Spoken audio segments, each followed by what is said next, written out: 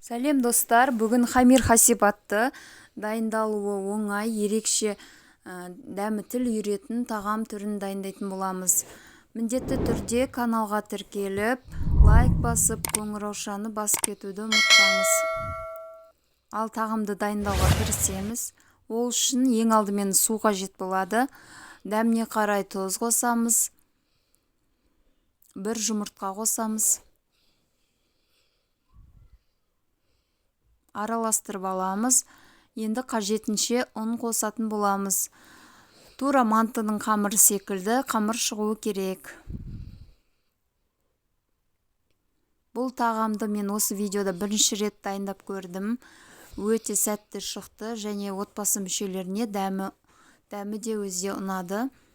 Енді міндетті түрде үнемі жасап тұратын боламын. Сіз де жасап комментарийге бөлісіп кетіңіз. Міне қамырымыз осылай иленді. Енді тындыруға 15 минутқа қалдырамыз. Салмасын дайындаймыз. Ол үшін фарш қажет болады. 2 пиязды турап қосамыз. Ыстық суға жібітіп қойған күрішімізді қосамыз. Дәміне қарай тұз, қара бұрыш қосамыз.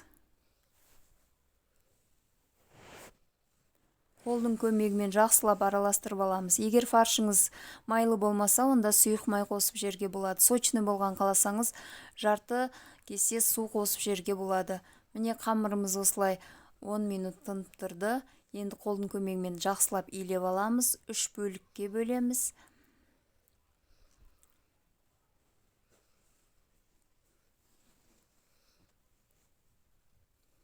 Жайылуы оңай болу үшін мен тағы да 5 минутқа бетін жауып тындырып қоямын. 5 минут өтті.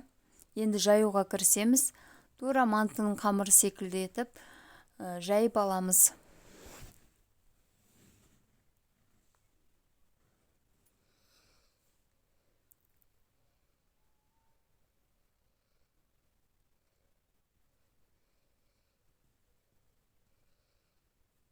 Жасалу жолы мантыға ұқсағанымен дәмі мүлде манты сияқты емес, ерекше болып шығады. Міндетті түрде жасап көріңіз. Жасап көруге кеңес беремін.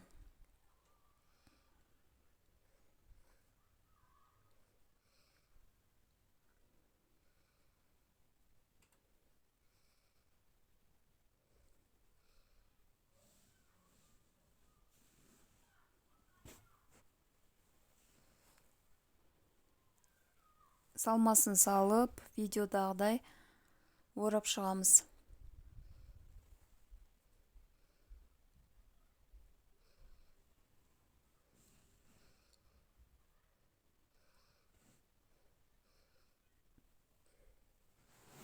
Мантоваркаға барлығын тізіп шығып, бетін майлап, 35-40 минут отта пісіріп аламыз.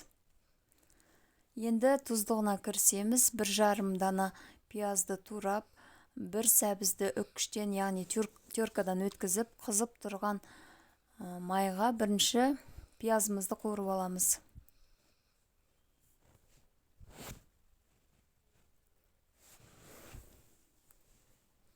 4-5 минут пиязды қуырып аламыз. Одан кейін сәбізін қосып, оны да дәл солай 4-5 минут қуырамыз.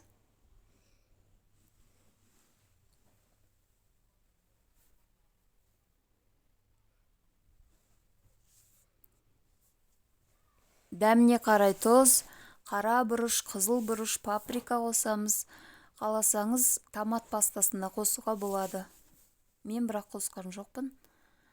1 ас қасық ұн қосып, араластырамыз.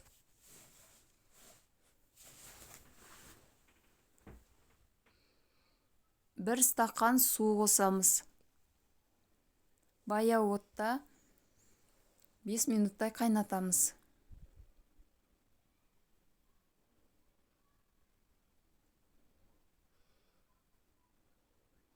Одан кейін қалауыңызша аскөк, көк пияз, петрушка, кинза кез келген қоссаңыз болады. Одан кейін бірден отты өшіріп, бетін жауып, бұқтырып қоямыз. Міне тұздығымыз дайын, тағамымыз да дайын болды. Тәрелкеге әдемілеп осылай орналастырып, ортасына тұздығын салып ұсынамыз.